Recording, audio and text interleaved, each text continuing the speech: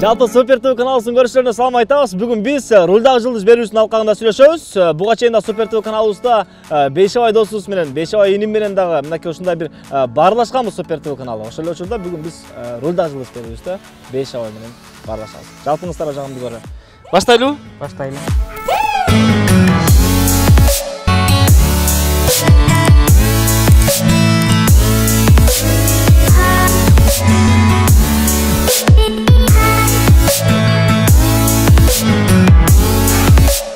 Үлгүсү Toyota Camry. Чыккан жылы 2005 жыл. Кыймылдаткычынын көлөмү 2400 см куб. Бүгүн биз жөн эле маектешпейбиз, урматтуу көрүүчүбүз. Мына ушундай келчи Бейшеке, жаныма келчи алтын. Мына ушундай рулда жылдыз берүүсүнүн алкагында биз машина жууганча Бейшекенин машинасын бир мындай тазартып берели. Бүгүн жууп берели. Экөөбүз чогуу жүүбүз, бирок мага ишенип туруп алба Бейшеке. Эркелей бербе болду да. Анда биз баштайбыз достор. Машина жүүбүз бүгүн, Кеттик.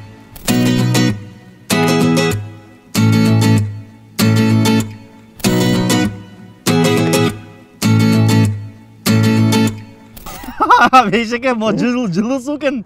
Буга түшүш керек болду. Биз чын эле бүгүн үшүп калбайбыз деп ойлогонбуз да. Жок, бул тескерисинче мында жыпчылуу суу экен. Жылытып койгондой экен эми? Түшө тургандай болуп калыптыр да уже. Оо, ысыгы.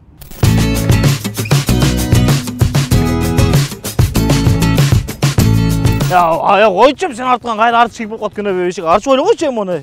Карачы эмне кылып жүрдүң?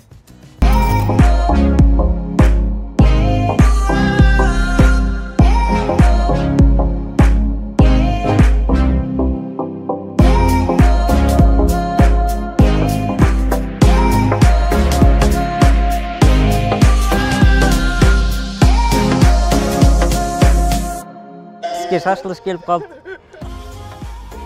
Жолу сатайын, интервьюну туталып сизге жудуруп алайын деп.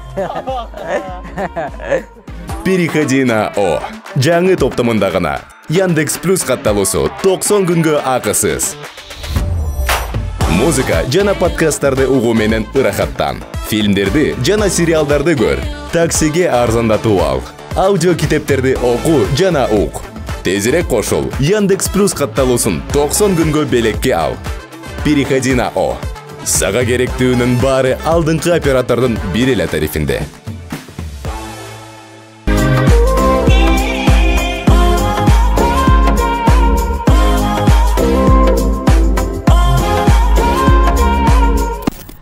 Эми колдон келишинче жуудук, урматтуу көрүүчүбүз. Бу жерде тиягы мындай болуп калып турган, биягы мындай болуп калып тур деп деле сөз кылыштын кереги жок болуш керек. Анан 200 сом сенден. 300 сом деле. Жок, 150 сомдо сыртын жууп курактап берген 150 сомбу? Тамаша. Бирок рахмат, чарчап калдың окшойт. Байкадың, эмне болуп алып калдың машинаны? Машинаны өзүм негизи кызыкчумун, аябай. Машина айдагым келип. Таксилер менен көп жүрчүмүн. Тойга барганда ар жак бер жакка чыгарда келинчем экөөбүз такси менен же маршрутка менен мисалы областтарга чыгып кыларда мисалы. Анан ошо негизи кыйынчылык оюмда бар болчу негизи машина алсам деген. Анан ошентип үйлөнгөндөн кийин келинчем экөөбүз ар жак бер жакка чыгып иштедик, көлдөн иштедик, тарыңга иштедик. Келинчегиң эмне жумушка? Келинчегим азыр окуусу менен негизи үйдө. Окутасың. Келинчегим окуусун бүтө элек азыр. Анан ошентип сюрприз кылдың. Ооба, негизи анда көлдө болчубуз биз Караколдо. Караколдо иштеп жүрүп. Анан бир аз чогултуп аткан, көптөн бери акчабыз бар болчу, бир аз чогулуп калган болчу. Анан такси менен чарчайт экенсиң, баягы күтүп каласың же тойлорго жетишпей каласың. Ысык суу. Анан мисалы Бишкекке чыгып калабыз, чамадандарыбызды сүйрөп, анан экөөбүзгө да кичине кыйыныраак болуп калат, чамадандарды көтөрүп антип мынтип жүрүш. Анан эки жакка чыгып атасыңар, машина керек силерге деле деп. Анан папам ошентип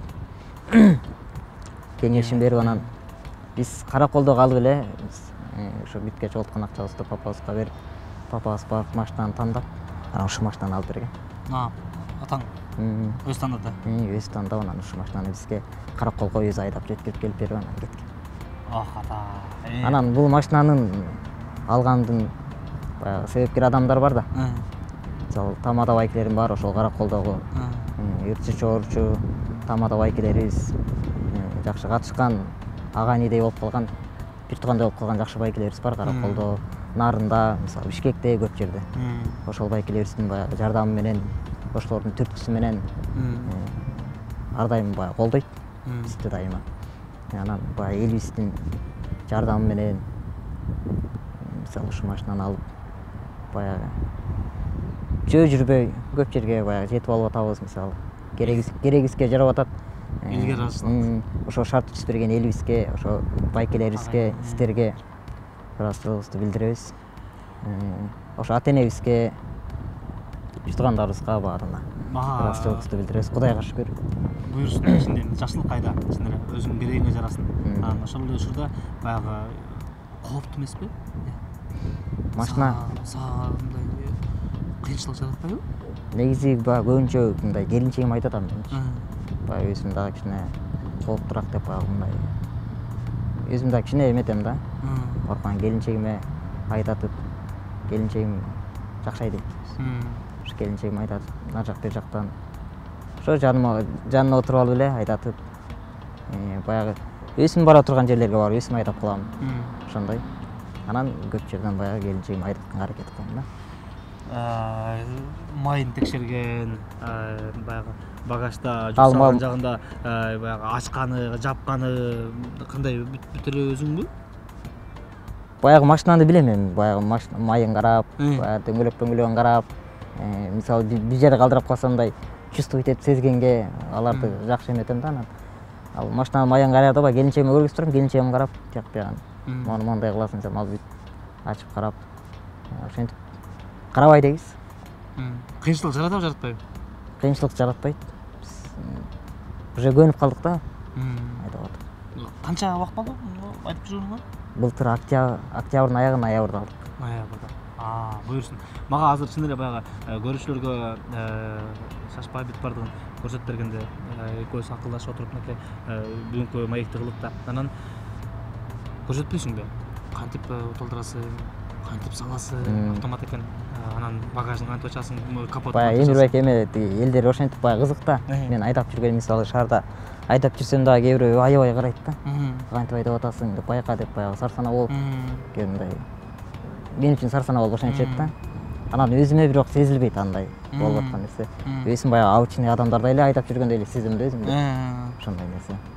Көрсөтөсүңбү анда бүт бар? Көрсөтөйүн. Жүрү анда. Чынында бул жерде дароо эле ачылганда, мына ушундай өзүңө ыңгайлуу болгондой жасап алыптырсың. Ооба баягы элдер сурайт да. Сен өзүңө жасатып алдың беле, ыңгайлаштырып депчи. Анан андай эмес да, мындай обычный эле машиналардай. Скорости эле ошондо ордунда эле баары эле. Мисалы, бул домпокто эле калып сиз айдап кетсеңиз болот да, мисалы. Мен домпок эле коюп коем бул жерге. Канча бирөө? Экөөнү коюп коем. Экөө кичине нормально болот да, мага удобный да. Тура эле койдуңбу? Тура эле. Отуруп бересиңби? Отурайын.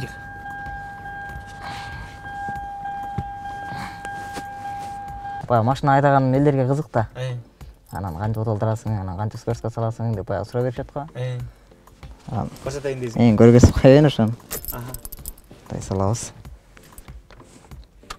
Негизи бут менен да.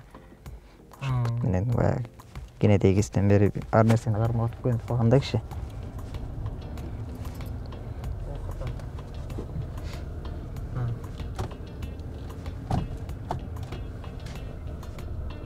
Басылбай калган учур болобу? Жок, кыйналган учур болобу? Жок, басылат мына.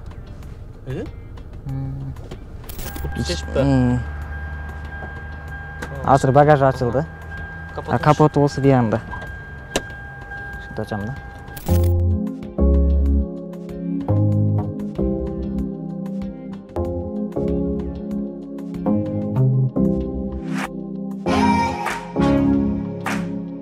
Мисалы, ушул колду берип калган Кудайга шүгүр кылам, негизи аябайчы. Ушу менен машина айдап, мисалы, микрофон кармап, мисалы, тойлордо тап, ошону менен тамагымды жеп, күнүмдүк майда чүйдө жумушума жарап берет негизи. Чыпалак болуп калат негизи. Чыпалак болуп калат. Чыпалагым менен эле көп жумуш кылам ошону. Мен поворот чыга турган болсом поворотто жагам мисалы. Фарамды кийгизе турган болсом фарымды кийгизем. Радиомду иштете алам кетип барат мисалы. Көбүнө кызык калып эмне болуп мындай ушундай болуп калдың эле деп мисалы кээ бирөө кызыгып сурайт да. Анан негизи баягы үйдөгүлөрдөн деле эмнеге деп мындай сурап көргөн эмесмин да менчи. Анан баягы кенедей кесимен эле баягы көнүп калдым да. Анан ал мага кызык деле болбойт да анан. Баягы угушумча негизи ошо менен төрөлөрдө мага бир аз кирип болуп кичине суук тиги ооруган экен да. Анан ошондон улам кууп калгандарым бар болчу да. Нараачылык келтирип Кудайга шүгүр кылбасак баягы Кудай дагы мындан да жаман кылам деп айтат экен негизи. Баягы эркектин жумуштарынан баягы күрөк кармап же кетинен чаап дегендейчи. Ошолор бир аз оор болуп калат негизи. Аны жасай албаган нерселеримди жасай албайм деп эле жасабайм да. Бирок аракет кылам, мындай аракет кылып кармагым келип кадимкидейчи. Айлык барганда мал салга аралашып бир аз эшикке чыгып. Курткамдын сыздырмасын сыздыра албай калышы мүмкүн мисалы. Ошол кезде жардам сурайм мисалы. Бул негизи каза болгонуна 4 жылга кетип баратат уже. Ошондо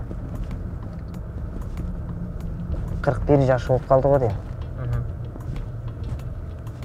41 жашында каза болду. Анда мен ошондо как раз 20 жашта болчумун да. Азыр 24-төм. Ошо мамам ошо бир аты жаман оору менен ооруп калды. Ошо менен 2 жылдай ооруду. Күрөштү алышты. 2 жыл ошо оору менен алышып жүргөн.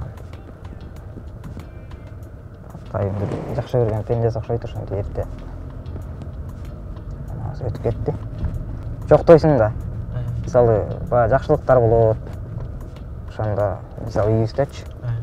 Ошондо кадимкидей эле билинет жоктугучу. Эми билгизбейсиң бирок, ошону айтып кичине кейисиң да.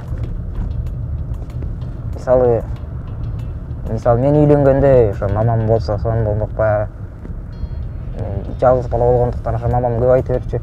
Балам үйлөнсөң, мындай кылабыз, мындай кылабыз. Жакшы нерселерди мамам көп айтчу мага.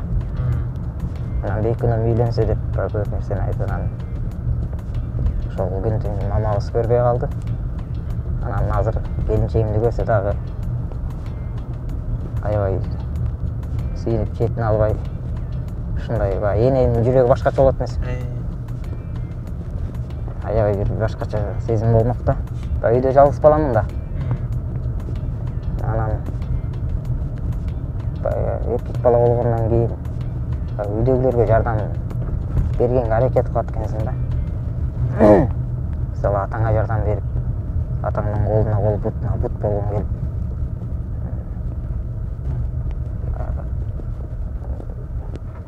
Атаңдын чоң жардамчысы болгоң келет да. Деним сак болсо деп элестетип, негизи көргөм. Элестетесиң да баягы. Эми ушундай болсо эмне болмокмун депчи. Неге мындай болуп калган деп мындай кээде эми ойлоносуң да баары бир. Андай болгондо мисалы билбейм эми ушундай аракетчил болот белем же болбойт белем. Ушундай аракетчил кылып тарбиялаган да. Баягы курткамдын боорун сыздыра албай атса мисалы акырын көңүл бурбай коюп өз жасап көрсүн депчи. Анан тигини кыл мисалы мал кара уй айдап кел деп жумшап кадимки эле мисалы алтсан аман балдардай эле жумшап ошентчү. Ошентип жардам берип ошого тарбиялашкан да. Антип тарбиялабаганда балким башкача мисалы даярга көнгөн бала болуп калмакмын андачы. Эми азыр кыялым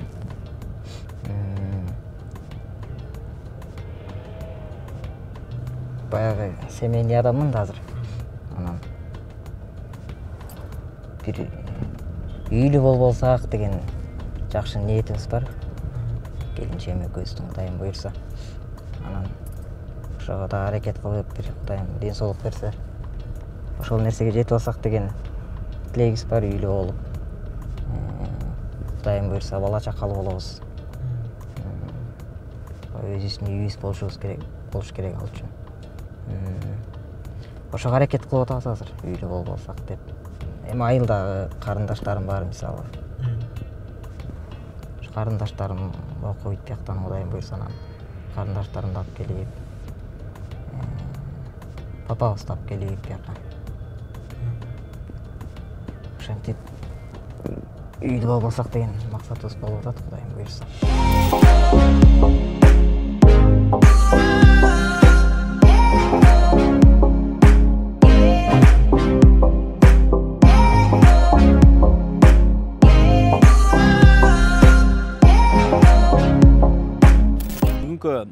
Берүүбүз, бүгүнкү рулдагы жылдыз берүүбүз башка берүүлөрдөн караганда бир топ өзгөчө болуш керек. Ошол учурда бүгүнкү досубуздан эмне байкадыңыздар? Чын эле мындай аракетчил, өжөр, таланттуу, ата энеге карамдуу, бир тууганым деген, жора жолдош деген бүт бардык сапаттарын мындай өзүнө камтып, ошол чектен, ошол нерселерден, баалуулуктардан чыгып кетпегени мага сезилип турду да, байкалып турду сөздөрүнөн. Мен ийгилик каалайм, Бейшеке.